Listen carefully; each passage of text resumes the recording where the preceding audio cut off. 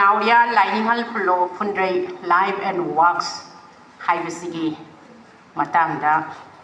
Department of Manipur University ga Loinana collaborate Tauraga Nauria Laaininghan Pulo Fundrei Charitable Trust Laaininghan Trust Meetreibak Manipur India Haidana Tholiba Aikhoigi Kamrup Asiga Loinana Silliba Ngasigi Seminar gi Hautok Thauram Achida Athoiba Mithung Lengi Pampam Langda Lengsin Biribi Kai Kumnazaribi Professor S. Sanatombi Holmer Vice Chancellor in charge Dean School of Humanities Amashung Manipuri Department ki Head Kayarak Oibi Krabi Ozagi Mapamda Ahanba Makta de Ikai Kumnaba Tamjari Loinana Ngasigi Thauram Achida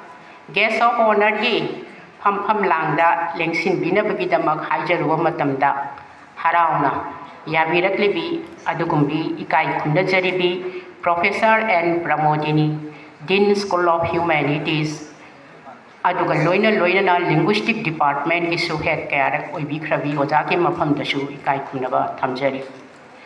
Ngasigi Thauram Ashida Guest of honor Oina, Akanaba Mitunglen Oina,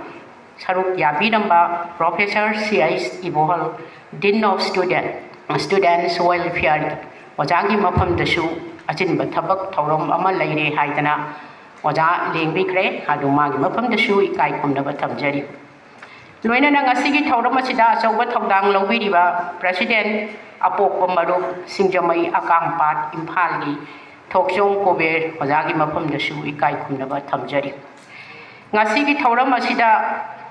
Yaubigani Haidana, Guest of honor da Yaubigani Haidana Ming, Di Aikoina Sida Isin Zaraba, Adubu, Anabada Muramoida Lapangangi Kitraba, Ozagi Mahuta, Ikai Kumnazariba, Katrimayunke, Ais Irabanta, President Maru Apoko Maru, Lamboy Pongnang Pong, Ozagi Mapam Dashu, Ikai Kumnaba Tamjari. Ngasigi Thauram Asida ki note address PB Shiba Aja Ningthau Khongjam Sawa Managing Trustee Laaininghan Trust ki Ozagi Mapam Dashu Ikai Kumnaba Tamjari. Loina Ngasigi Thauram Asida Lengsin Biriba Manipuri Department ki faculty members in research scholars in Amadi Trust Singi Apopo Maruki Lengbirakliba Oja Singh Loinana Manipur ki Mapandagi Lengbirakliba Oja Singh Chhatra Chatri Singh Aduga Loinana Dem University dagi Lengbirakliba Aduga program Sibu conduct Tawiriba Oja Assistant Professor DMU gi Oja Bimolagi Mapam Dashu Kai Kumnaba Tamjari Manipuri Department ki faculty members ki Mapam Dashu Ngasigi Thauram Asida Yaubiriba Print, electric, media, Koding Maki Mapam Dashu, Ikai Kumnaba Tamjari. Loina Ngasigi Thauramasi, Yamna Mapung Paba, Manipur University, Sidadi Amukta Pang Tok Hidriba, Hiram Su Oiba, Aduga Yamna interest to Oiba. I could see Maitei Haiba Prup Asi, Group Asi, Masigi Lining Sikra Minor Ladam Bage. Aduga Hojik na Karamba Lining Singapun Silagai Koi Lady Bage. Haibina Singbasigi, Akupa, Warol Kaya Asing Asigi Seminar Sina, Mapung Pana Kanganba, Ngami Haibigi Ashashi, Aina Mayangi Mapamda, Tamjage, Oja Pramodinina, Haibi Kiba Matam Dashu, Longi Matangda, Lady Bamasaksi Yam, Nukuptana Pazana Haibi Kare, Aduga, Oja Ibol Nashu, Adugumba Marul Sing Haibi Bagal Loidana Manipur University da Adugumba. Laaininghan gi mafam si shaw na thamdana mana iriba lairik kayabu thamning bagi apamba research tawning bagi oja masamakna hiram sida sangsilaga thijinning bagi apamba phongdok lamba asisu ngasigi seminar sigi khudong chaba lauraga ojana phongdok piramba asina aikhoida khangan ba ngambagi Laaininghan bu kaya yamna luna khanbage haibado aikhoina khangba ngammi Aduga loina mang dengang bikriba pokwa maruki oja singna marik sumna Laaininghan gi lairiba punsigi lauramba soba thodang kaya gi maramda yamna marik sumna thambi khre loinana ngasigi chief guest ki phampham langda lengsin biribi ojanasu adugumba Laaininghan gi thengna khiba ojagi punsida khangkhiba thengna khiba thodok kaya ga iroinana lakliba aikhoi gi hanna leijaramba culture gi masak maduda lakliba ahongba kaya gi iroinana lakpada kari oiba yai karambana asumba maigei da leiba yabage karamna sagatlambage haibina singbasigi aikhoi gi akuppa warol kaya ama thangbikhre Masina aikhoi research tauba researcher singda adugumba anauba mityeng ama wakhal ama phangani haibagi asa si aina thamjari masiga loina na aikhoi gi Laaning se masida Laaininghan ibungona kari thodang lobirambage aikhoi gi original oina aikhoi karamba maikai digi lakhibano kari dhanmano Chatlammi base haibase ngasi phawda lamdam sida lairiba adugumba Hindu dharma sanga aba matungda oikiba apunma masak oiba taragasu lairiba maitei yumthong khudingmakta gaur dharma satpa oirasu chana mahi satpa oiragasu aikoina Laaning thawdi yumgi santhong kasinda latpagi thabakse aikoi ngasi phawba lepdri akanba saitheng saifu kayana dharmagi ahongba lahankhrabasu aikoina aikoigi yelhongaidagi haurakliba sagon narakliba adugumba Laaning ase aikoina Gadbaniwas ki 17th century gi matamda akanba leipak ihauga sigi mamangde Hindu dharma sanga khare adubu asuk kanba adugumba leipak ki oiba akanba saifudi mamangdasu matungdasu laikide matam sidadi kaidawi ningthaugi akanba saithengni angang olalu haibagi yathang sini maram aduna dharma si logdaba yate dharma si ki mayokta leiba yaroi haidana ramandi dharma se masina pulapna dominate tawgadabani haibagi wakhalon se phongdokki oihanki matamduda adubu maitei karamba jati no asida aikhoina yengba yai akanba saifu saitheng kaya phanglabasu aikhoina aikhoigi yelhongaidagi sagon narakhiba adugumba dharma dudi aikoi kauthokpa ngamkhide maram simakna oihalli ningthau Gadbaniwas kaidawi yaikhairuraba koludo amuk hanna semgatnabagi honadana ma semgatkhibani sanamahi laikanda sanamahi kolu thugaibagi warolga loinana yauriba amuk semgatbagi warolna singba yauri asina aikoigi purupsida lairiba wakhalongi lingzengi masaksingse yenge hairaga ngasisu aikoi adugumba jatini adugumba kanglukni haibase masi amukka hena pakthok chauthongna khanganabagi damakta Laaininghan libongasu achauba thodang lobirami matam mama mutharuraba haibadi pulapna mangba natragasu sithabagumna lairuraba aikoigi dharma se amuk anauba yening hapagi anauba mayon songlakpagi achauba thodang Laaininghan na lobirami